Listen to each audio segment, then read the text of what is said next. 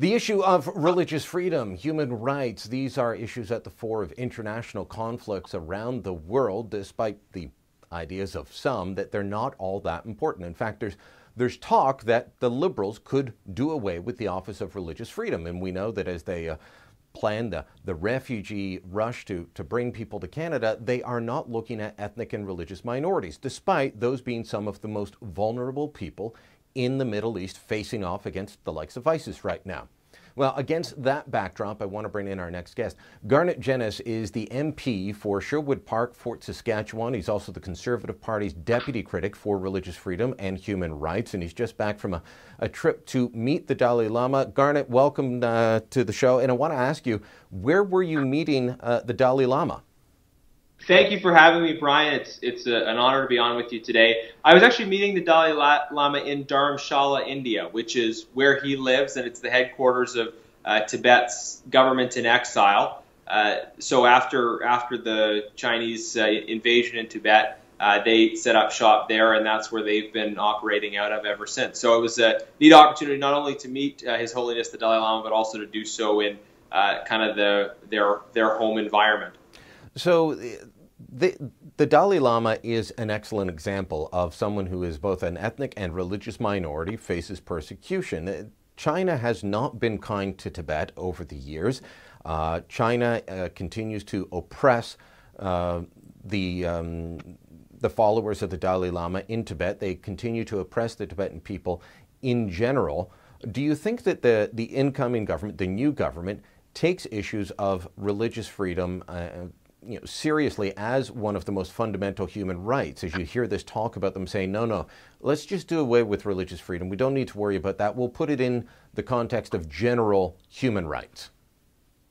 Brian, the proof will be in the pudding with this new government. I hope they do the right thing, and it's our job as an opposition to try and push them in a constructive way to do the right thing. But there's no mention of religious freedom in the mandate letters to the ministers, in the mandate letter, especially on foreign affairs. We see no mention of religious freedom. You mentioned in your intro the fact that there doesn't seem to be any kind of even evaluation with respect to religious minorities in our refugees coming out of Syria. And we're certainly not saying that you should preference one group in any sense, but you should look at relative vulnerability.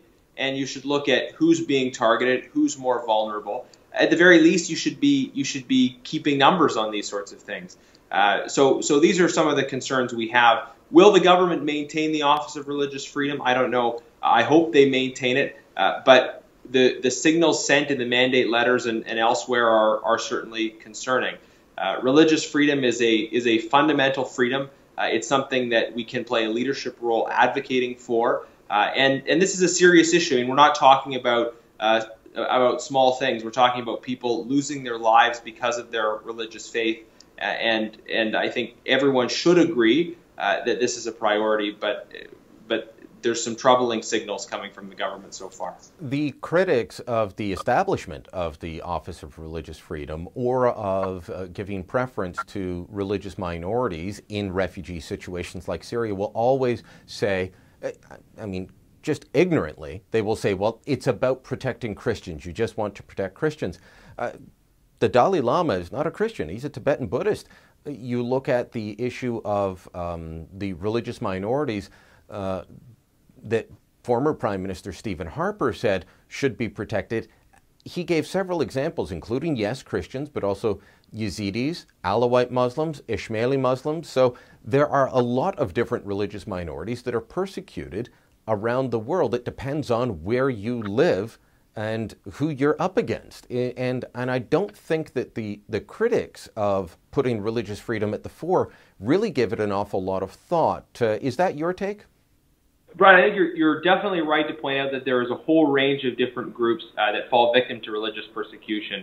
There are many different Muslim groups as well, and Muslim Canadians are very invested in religious freedom. In fact, the opening of the office was announced in a mosque, so that shows the broad basis here. And one of the other issues sometimes raised is, what about atheists, people who choose not to believe? The Advisory Council for the Office of Religious Freedom actually has representation from the atheist community. Certainly those of us who believe in the importance of religious freedom believe that that includes the right to not believe as well. Which could be dangerous in some places.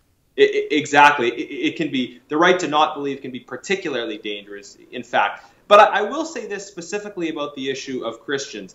It's interesting that when I speak about religious freedom about a range of other groups, rarely do I get criticism of that. But when I try and raise some of the issues facing the Christian community as well, that seems to provoke, from certain quarters, a particular backlash. And I don't really understand why that is. We know that lots of different groups face persecution, but there is also very significant persecution against Christian minorities in certain parts of the world. And we need to talk about that as well. I think maybe people are uncomfortable with it because they see in our own society the Christian faith as being in some sense privileged. But we can, either way, we can bracket those debates about what happens in the West and acknowledge that Christians are a severely persecuted minority in many countries in the world, and we shouldn't ignore what Christians face. We should talk about all religious minorities who are persecuted, and we should include Christians in that as well. Well, we started off this conversation talking about you meeting with the Dalai Lama, who lives in exile from China because of oppression. Even within China, China has more Roman Catholics than Canada has population, just about, and it is a tiny minority group. And like all the Christian groups, they're often facing persecution. People go to jail. There's a pastor in North Korea from Canada right now. You can go around the world. But let's get back to your conversation with the Dalai Lama. Tell me a little bit about the experience of meeting him, as you said, on his home turf, and what his message was. It was a real pleasure to meet with him. He's a very warm, friendly, welcoming person. And I think part of his style is to put people at ease when they meet with him, and he was very friendly. He mentioned right away, "Oh, you're from Canada. I am an honorary Canadian citizen." So he was thinking about that and proud of that. So I asked him what role he thinks Canada can play in promoting human rights and religious freedom. So we talked a little bit about that, about the positive role Canada can play. Leading from example, we're a nation that generally speaking has a strong human rights record. And we're not a country that is a threat to China. We can speak from genuine goodwill out of real concern for human rights. We're not in any sense seen as a threat. So we have an opportunity to raise these issues of human rights in terms of China and around the world. All right, Garnett, thanks for taking the time to join me today, and we'll continue to watch your work in the House of Commons as it gets back up into speed, and see if the government does need its feet held to the fire on the issue of protecting religious freedom. Thanks so much. Excellent. Thank you again for having me.